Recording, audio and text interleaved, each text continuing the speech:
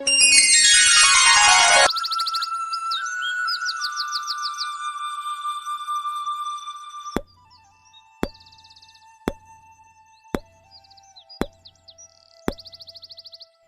নে, শাড়িটা পরে ভালো মতো সেজে গুজে চলে আয়, এক্ষুনি পাত্রপক্ষ চলে আসবে।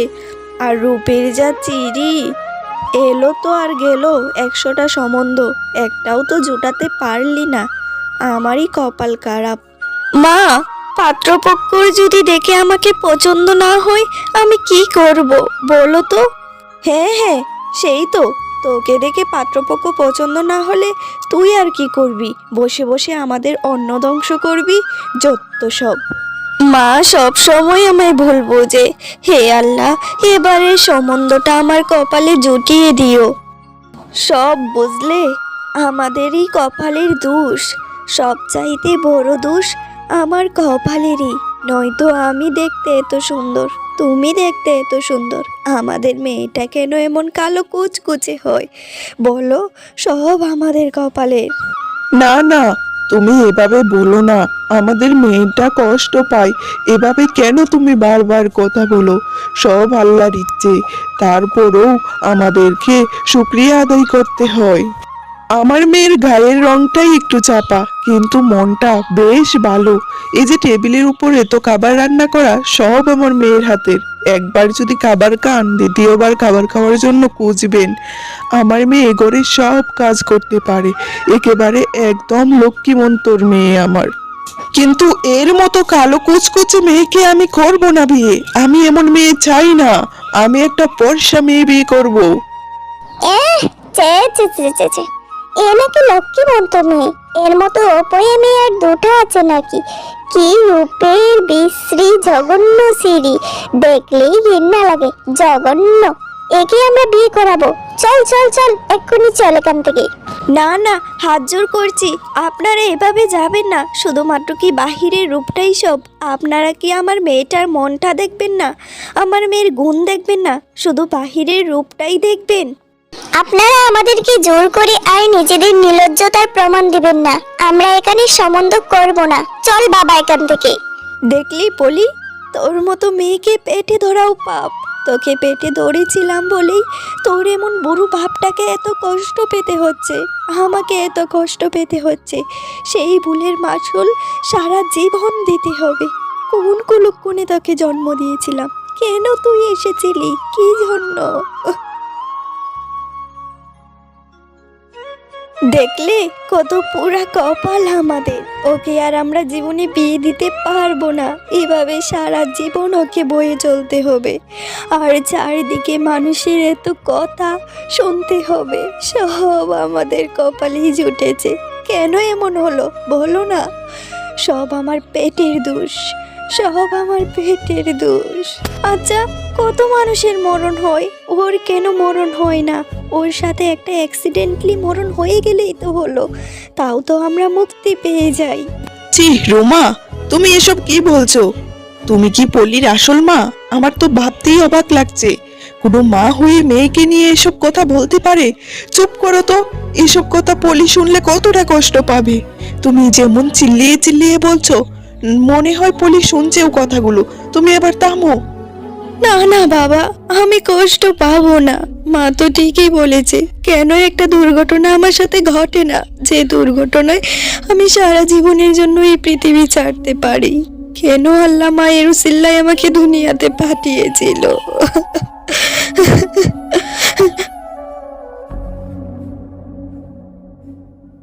হ্যাঁ গো, আমার সময়টা তো শেষের দিকে।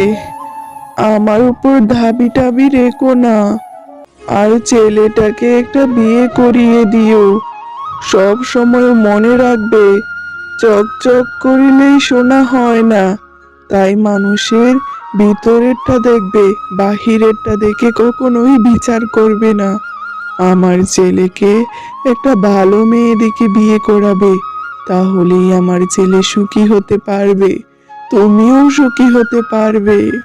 হ্যাঁ গো, তুমি এমন করে কেন বলছো? আল্লাহ তোমাকে নেক হায়াত দান করুক। ছেলেকে অবশ্যই বিয়ে করাবো, কিন্তু তোমাকে সাথে নিয়ে। তুমি এমন করে দাবি ছুটিও না।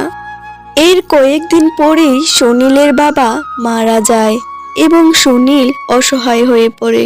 সুনীল বাবা, যা হবার তা তো হয়ে গেছে, এখন আর এভাবে মন মরা হয়ে থাকলে কি হবে? তোর বাবা উপর থেকে শুধু শুধু কষ্ট পাবে। তুই এক কাজ কর, এবার বিয়েটা করে নে বাবা। আমারও আর কাজ করতে মন চায় না, একটা ভালো মেয়ে দেখে বিয়ের কাজটা সেরে ফেল। মা, তুমি কি যে বলছো? আমাকে কে বিয়ে করবে? আমার অমন হীরের টুকরো ছেলেকে কে বিয়ে করবে না শুনি? এভাবে সারাদিন মাঠে ঘাটে কাজ করছিস, বয়সটাও তো বেড়ে যাচ্ছে, এবার তোর সংসারটা গুছানোর পালা। চল চল, আমার উদ্দেশ্যে একটা মেয়ে আছে, একদম হীরের টুকরো, তার বাড়িতে চল। তাহলে বেয়ান সাহাবা, এই কথাই রইল, আপনার মেয়ে আমাদের ছেলের বউ হচ্ছে। আপনাদের কোনো আপত্তি নেই তো? দেখলেনই তো আমার ছেলেকে, আমার ছেলে একদম হীরের টুকরো, 100-তে 1। সত্যি বেন সাহেবা, সুনীলের মতো এমন একটা হীরের টুকরো ছেলে আমার মেয়ে জামাই হবে, আমার ভাবতেই খুব খুশি লাগছে। কিন্তু আপনাদের চাওয়া দাওয়া কি? আর আমার মেয়েকে তো এখনো দেখলেনই না। না না, আমাদের কোনো চাওয়া দাওয়া নেই, আমরা কিচ্ছু চাই না, শুধুমাত্র মেয়েটা হলেই হবে। আর আপনার মেয়েকে আমাদের দেখতে হবে না, আপনার মেয়ের গুণই শুনেছি, আমাদের কাছে গুণই বড়, রূপ নয়। আর আমাদেরকে কিচ্ছু দেওয়ার কথা ভাববেন না, আমরা অমন মানুষ মোটেও নই, আপনার মেয়েকেই শুধু চাই। বাহ বাজান, তোমার কথায়ও প্রমাণ হয়ে গেল তুমি খুবই ভালো ছেলে। তোমার মতো ছেলে পাওয়া বড়ই কঠিন ব্যাপার।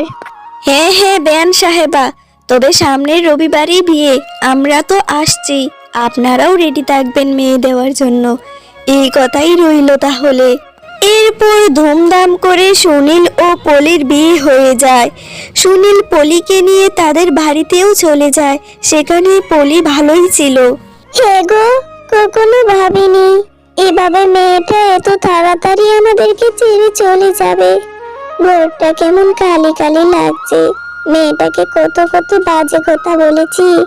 হ্যাঁ হ্যাঁ, দেখলে দর্জির কত বড় গুণ, অবশেষে আমাদের মেয়ের কপালে কত ভালো ছেলে জুটলো। আর তুমি তো কত না কত কি কথা বলতে, বুঝলে তো এবার? পলি সারাদিন বাড়ির সব কাজ করত। পলির শাশুড়িকে কোনো কাজেই পলি করতে দিত না, এক হাতে সংসারের সব কাজ সামলাতো এবং সুখেই ছিল।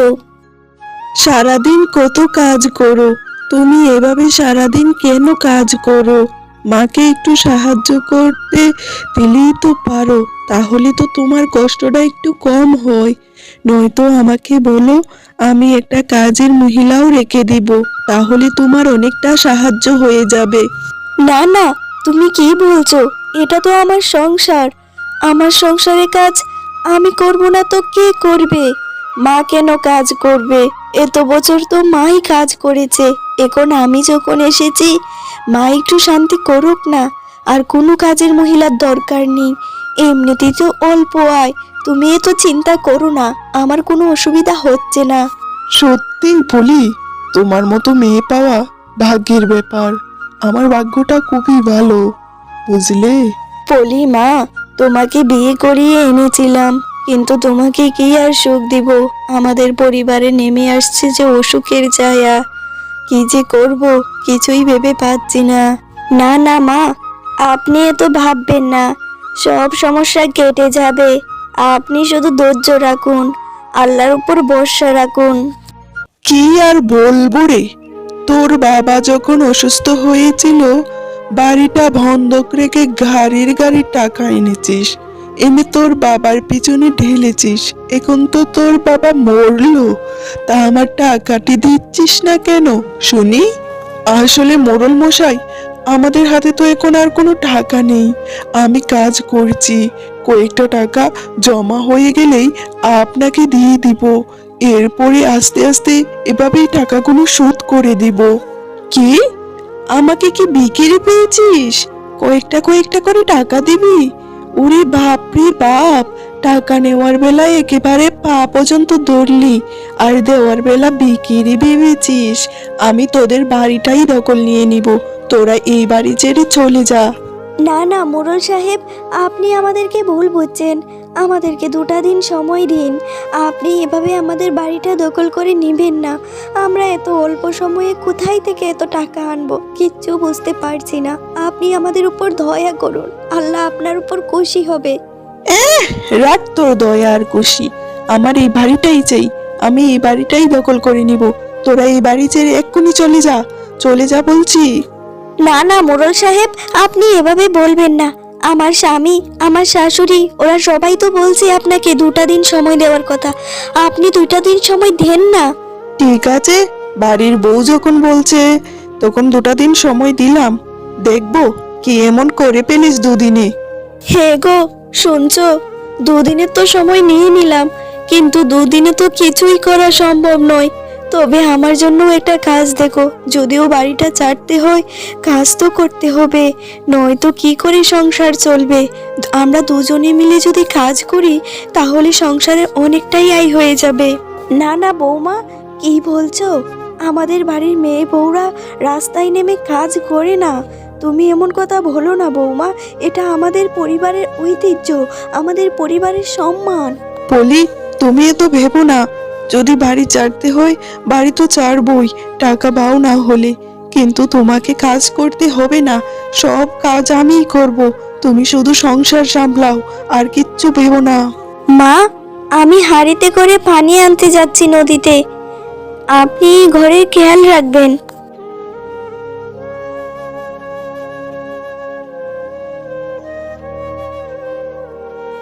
হে আল্লাহ, আমার স্বামী, আমার শাশুড়ি মা কোথায় থেকে এতগুলো টাকা রেডি করবে? কি যে হবে, এবার বাড়িটাও হারাতে হবে। সারা জীবন বাবার বাড়িতে কষ্ট পেয়েছি, ওর কোচা কোচা দেওয়া কথা শুনেছি। এবার স্বামীর বাড়িতে পা রাখতেই সব কিছু শেষ হয়ে যাচ্ছে। আমি যে একটা অপয়া আজ বুঝতে পারছি।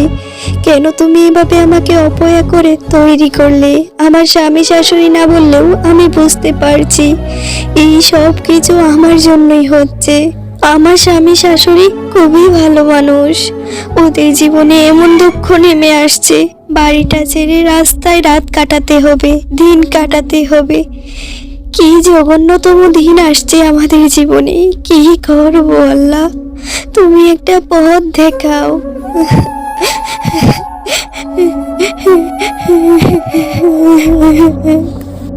পলি, আমাকে চিনতে পেরেছিস? আমি সেই যাকে তুই আরো 2 বছর আগে বাঁচিয়েছিলি। এই নদীতে চিলেরা আমাকে টেনে নিয়ে যাচ্ছিল, আর তুই তাদের সাথে লড়াই করে আমাকে বাঁচিয়েছিলি, যার জন্য তুই অনেকটা ব্যথাও পেয়েছিলি। কিন্তু তখন আমি অসুস্থ থাকায় তোর কোনো কাজে লাগতে পারিনি।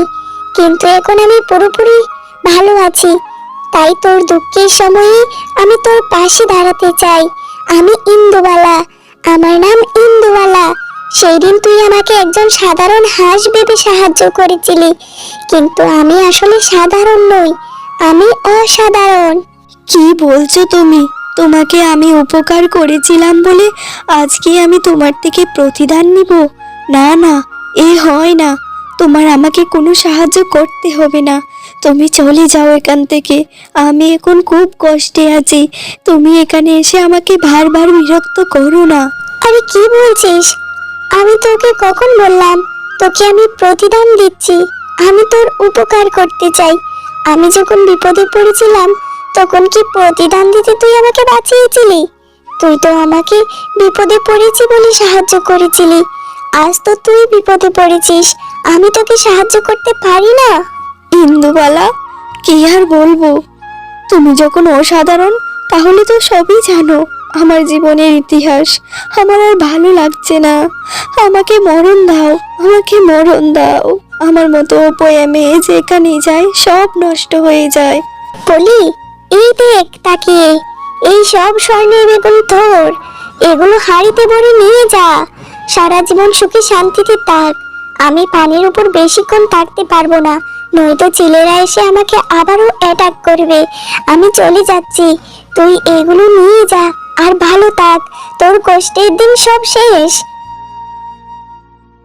হে আল্লাহ, হাজার হাজার শুকরিয়া তোমার দরবারে। তুমি ইন্দুবালার সাহায্যে আমাকে অনেক বড় উপকার করিয়ে দিলে।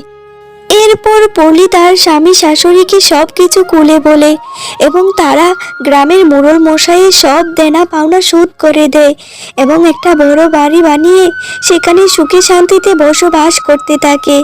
এইভাবেই ইন্দুবালার দ্বারায় পলির জীবনের সব কালো অধ্যায় শেষ হয়ে রঙিন অধ্যায় শুরু হয়। আপনাদের যদি আমার গল্পটি ভালো লেগে থাকে লাইক কমেন্ট সাবস্ক্রাইব করবেন। ধন্যবাদ, ভালো থাকবেন।